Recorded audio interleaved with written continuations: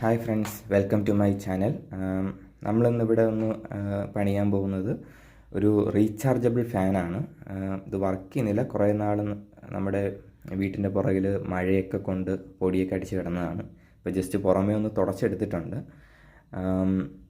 ഈ ഒരു ഫാൻ എന്ന് പറയുന്നത് റീചാർജബിൾ ആണ്. ഫാനുണ്ട്, ഒരു എമർജൻസി ലൈറ്റ് ഉണ്ട്. മെയിനായിട്ടും ഈ ഒരു ഫാൻ നമുക്ക് യൂസ് ആവുന്നത് കറണ്ട് ഇല്ലാത്ത സമയങ്ങളിലാണ്. ഇപ്പം മഴക്കാലമാണ്, ഒന്ന് ഇടിവെട്ടിയാൽ തന്നെ കറണ്ടൊക്കെ പോകും.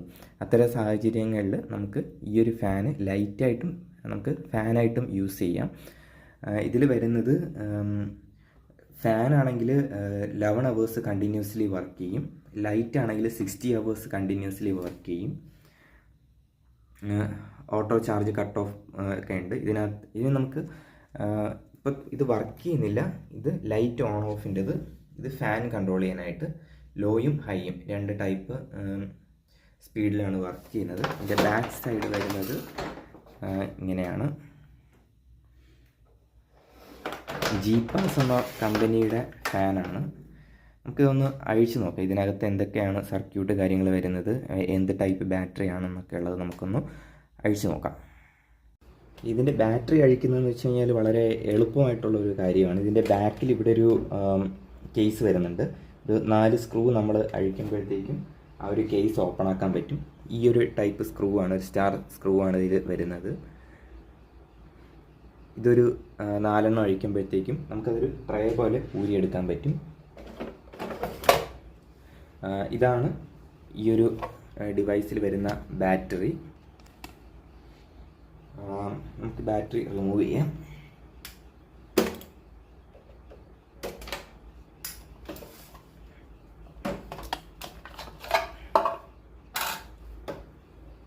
ട്വൽവ് വോൾട്ട് 7Ah ബാറ്ററിയാണ് ഇതിനകത്ത് വരുന്നത്. ബാറ്ററി മോസ്റ്റ്ലി പോയി കാണും, കുറേ കാലം ഉപയോഗിക്കാതിരുന്നത് കൊണ്ട്. ഇതിനകത്ത് വോൾട്ടേജ് ഉണ്ടോ എന്നുള്ളത് നമുക്ക് ചെക്ക് ചെയ്ത് നോക്കാം. ജീപ്പാസിൻ്റെ തന്നെ ഈ സെയിം കമ്പനിയുടെ ബാറ്ററി തന്നെയാണ് ഇതിനകത്ത് വരുന്നത്. മൾട്ടിമീറ്റർ എടുത്തതിന് ശേഷം വോൾട്ടേജ് മോഡ് ഇടുക. വോൾട്ടേജ് DC ആണെന്നുള്ളത് ഉറപ്പ് വരുത്തുക. അതിനുശേഷം പ്രോബിൻ്റെ നെഗറ്റീവിലും പോസിറ്റീവിലും നോക്കുക. വോൾട്ടേജ് ഒട്ടും തന്നെ ഇല്ല, 0.6 ഒക്കെയാണ് കാണിക്കുന്നത്. നമുക്കിത് ഇനി റീചാർജ് ചെയ്താലും ഇത് ചാർജ് ആകത്തില്ല, ബാറ്ററി ഡൗൺ ആയിക്കഴിഞ്ഞു. ഇനി ഈ ബാറ്ററി നമുക്ക് പുതിയത് മേടിക്കേണ്ടി വരും. എന്തായാലും ഈ ബാറ്ററി നമുക്ക് മാറ്റി വയ്ക്കാം. ബാക്കി ഇതിനകത്ത് എന്താണെന്നുള്ളത് തുറന്നു നോക്കാം. ഗൈസ്, ഫൈനലി നമ്മളങ്ങനെ ഫാൻ ഓപ്പൺ ചെയ്തു. ഈ ഒരു ഭാഗത്തായിരുന്നു ബാറ്ററി ഉണ്ടായിരുന്നത്. ഇതിൻ്റെ ബാക്കിലത്തെ കവറാണ്. ഇത് അഴിച്ചു. ഇതിൽ ഓൾമോസ്റ്റ് 2, 3, 4, 5, 6, 7, 8, 9, 10, 11, 12, 15, 16 സ്ക്രൂ ഉണ്ടായിരുന്നു. എല്ലാം ഒന്നും അഴിക്കാൻ പറ്റിയില്ല. ആകെ 2 സ്ക്രൂ മാത്രമാണ് അഴിക്കാൻ പറ്റിയത്. ബാക്കിയെല്ലാം തുരുമ്പെടുത്ത് നശിച്ചു പോയി. കണ്ടറിയാം, ഇവിടെയൊക്കെ സ്ക്രൂ അതേപടി ഇരിപ്പുണ്ട്. എല്ലാം തുരുമ്പെടുത്തിരിക്കുകയാണ്. അവസാനം ആക്സൽ ബ്ലേഡ് വെച്ച് കട്ട് ചെയ്താണ് ഓപ്പൺ ചെയ്തത്. ഇതിൽ ഈ ഒരു സൈഡ് നോക്കുമ്പോഴത്തേക്കും ഇവിടെയാണ് ലൈറ്റിൻ്റെ കൺട്രോൾ വരുന്നത്. ഇവിടെ ഫാനിൻ്റെ കൺട്രോളാണ്. ഈ സൈഡൊക്കെ ആക്സൽ ബ്ലേഡ് തട്ടി നല്ലോണം ഡാമേജ് പറ്റിപ്പോയി. ഇതാണ് നമ്മുടെ ട്രാൻസ്ഫോമർ. ഇവിടെ AC പവർ വരും. AC ഇൻപുട്ട് ഇവിടെ വരും. 12/012 606 ആണെന്ന് തോന്നുന്നു ഔട്ട്പുട്ട്. ട്രാൻസ്ഫോമറിൽ ഔട്ട് നേരെ ഈ ഒരു ബോർഡിൽ വരും.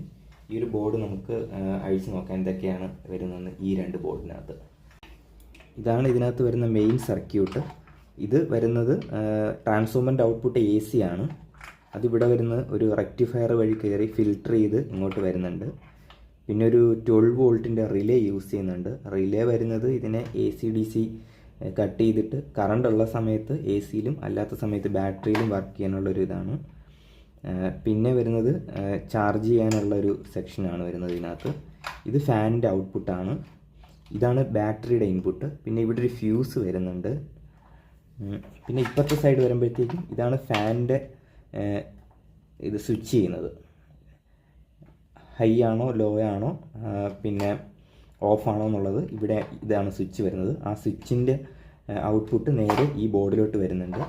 പിന്നെ LED-യുടെ ഔട്ട്പുട്ട് പോകുന്നത് ഈ ബോർഡിൽ നിന്ന് ഈ ബോർഡിൽ പോയിട്ട് ഈ ബോർഡിൽ നിന്ന് നേരെ LED പാനലിലോട്ട് പോകും.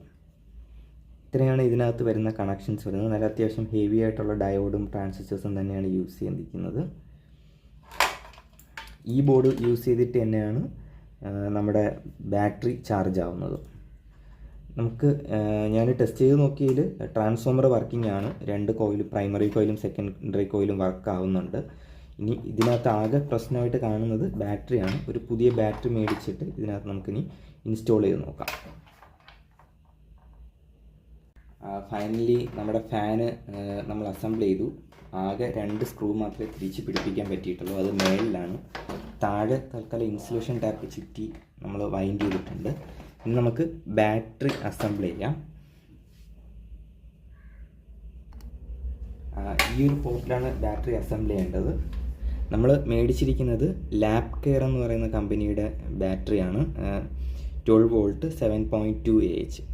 ഇതിന് വില വരുന്നത് 880 രൂപയാണ്. മാർക്കറ്റ് ഞാൻ തകരപ്പറമ്പിലെന്നാണ് മേടിച്ചത്. പല റേറ്റിനുണ്ട്. 750-നുണ്ട്, 950-നുണ്ട്, 2000 രൂപയ്ക്കുണ്ട്. പല റേറ്റിലാണ്. ഞാനിവിടെ ചൂസ് ചെയ്തിരിക്കുന്നത് 880 രൂപയുടെ ബാറ്ററിയാണ്. ലാബ് കെയർ അത്യാവശ്യം നല്ലൊരു കമ്പനിയാണെന്ന് തോന്നുന്നു. നമുക്കിതൊന്ന് അസംബിൾ ചെയ്യാം. ബാറ്ററി ഈ ഒരു കേസിൽ ഇങ്ങനെ ഫിക്സ് ചെയ്തതിന് ശേഷം ഈ ഒരു പൊസിഷനിൽ വെക്കുക. അതിനുശേഷം റെഡ് പോസിറ്റീവും ബ്ലാക്ക് നെഗറ്റീവുമാണ്. റെഡ് നമ്മൾ റെഡിൻ്റെ പോയിന്റിൽ കണക്ട് ചെയ്യുന്നുണ്ട്. ബ്ലാക്കിൻ്റെ പോയിന്റിൽ നമ്മൾ കണക്ട് ചെയ്യാണ്. അതിനുശേഷം ഇത് ജസ്റ്റ് അകത്തോട്ട് സ്ലൈഡ് ചെയ്തതിന് ശേഷം നമുക്ക് സ്ക്രൂ ചെയ്ത് കൊടുക്കാം. ഗൈസ്, നമ്മുടെ അസംബ്ലി എല്ലാം കഴിഞ്ഞിട്ടുണ്ട്. വളരെ വൃത്തിയായിട്ട് തന്നെ നമുക്കിത് ഫുള്ള് അസംബിൾ ചെയ്യാൻ പറ്റി. സ്ക്രൂ ആകെ 2 മാത്രമേ ടൈറ്റ് ചെയ്യാൻ പറ്റുള്ളൂ. ബാക്കിയെല്ലാം തുരുമ്പെടുത്ത് നഷ്ടമായി. അതൊക്കെ കട്ട് ചെയ്താണ് എടുത്തത്. അപ്പോൾ നമുക്ക് ആ സ്ക്രൂവിനെ പിടിപ്പിക്കാൻ പറ്റത്തില്ല. 2 സ്ക്രൂ ഇവിടെ പിടിപ്പിച്ചിട്ടുണ്ട്. ഇവിടെ ഞാനിപ്പോൾ ഇൻസുലേഷൻ ടാപ്പ് വെച്ചിട്ട് ഒട്ടിച്ചാണ് വെച്ചിരിക്കുന്നത്. ഇനി നമുക്കവിടെ വയർ ടൈ ഇട്ട് ചുറ്റിലുമായിട്ടൊന്ന് കെട്ടി വയ്ക്കാനായിട്ടുണ്ട്. ഓക്കെ, പിന്നെ നമ്മുടെ ഇതിൻ്റെ ചാർജിങ് കേബിൾ ഡിസ്കണക്റ്റ് ആയിട്ടാണ് കിടന്നത്. അത് ഞാനിപ്പോൾ വേറൊരു കേബിളുമായിട്ട് അറ്റാച്ച് ചെയ്ത് റെഡിയാക്കി എടുത്തിട്ടുണ്ട്. നമുക്കിനി ഒരു ഡിവൈസ് ചാർജ് ആവുമോ എന്നുള്ളതൊന്ന് ചെക്ക് ചെയ്ത് നോക്കാം. അപ്പോൾ അതിൻ്റെ ചാർജിങ് പോർട്ടിൽ വയർ കണക്ട് ചെയ്യുന്നുണ്ട്. അതിനുശേഷം അടുത്ത മെയിൻ പ്ലഗിൽ കണക്ട് ചെയ്യുന്നു. ഓണാക്കി നോക്കാം. കേസ് ഇവിടെ ചാർജ് ആവുന്നത് കാണാം. ഒരു റെഡ് കളർ പെയിൻറ്റ് കത്തിയിട്ടുണ്ട്. ഞാനിപ്പോൾ ഓഫ് ചെയ്യാം. ലൈറ്റ് ഓഫായി. ഓൺ ചെയ്യുമ്പോഴത്തേക്കും ചാർജിങ് എന്നുള്ള ലൈറ്റ് അവിടെ കത്തുന്നുണ്ട്. ഇനി നമുക്ക് ജസ്റ്റ് ഓൺ ചെയ്ത് നോക്കാം. ഇത് ലൈറ്റിൻ്റെതാണ്. ഫസ്റ്റ് ലൈറ്റ് ഓൺ ആവുന്നുണ്ട്. സ്വിച്ചിന് വേറെ കംപ്ലൈൻ്റ് ഒന്നുമില്ല. നല്ല രീതിയിൽ തന്നെ വർക്ക് ആവുന്നുണ്ട്. ലൈറ്റിന് ബാക്കപ്പ് പറയുന്നത് 60 മണിക്കൂറാണ്. നമുക്ക് പുതിയ ബാറ്ററി ആയതുകൊണ്ട് കൺഫേം എന്തായാലും 60 മണിക്കൂർ നമുക്ക് ബാക്കപ്പ് കിട്ടും. അപ്പോൾ കറണ്ട് ഇല്ലെങ്കിലും നമുക്ക് അത്യാവശ്യം കുറേ നാൾ ഉപയോഗിക്കാൻ പറ്റിയൊരു ലൈറ്റ് കൂടെയാണ്. ഫാൻ ആണെങ്കിൽ 11 മണിക്കൂറാണ് വരുന്നത്. ഫാൻ നമുക്കൊന്ന് ഓൺ ചെയ്ത് നോക്കാം. ഇപ്പോൾ കറണ്ടിൽ കൊടുത്താൽ ഞാൻ ചാർജിങ് ആവുന്ന ടൈമിലും നമുക്കിത് യൂസ് ചെയ്യാൻ പറ്റും. ലോ ആയിട്ട് ഓൺ ചെയ്യാം. ഇപ്പോൾ ഫാൻ ഓൺ ആയിട്ടുണ്ട്. ഇനി ഹൈ മോഡിലാക്കാം.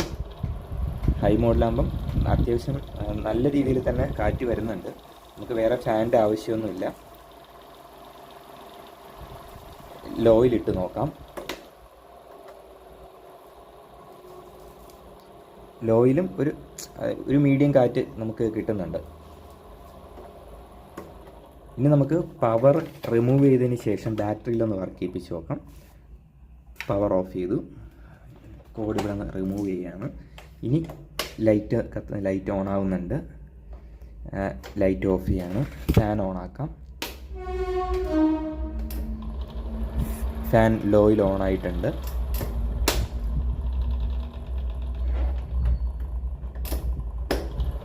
ഇപ്പോൾ ഹൈയിൽ ഓൺ ആയിട്ടുണ്ട്. അത്യാവശ്യം നല്ല കാറ്റ് കിട്ടുന്നുണ്ട്.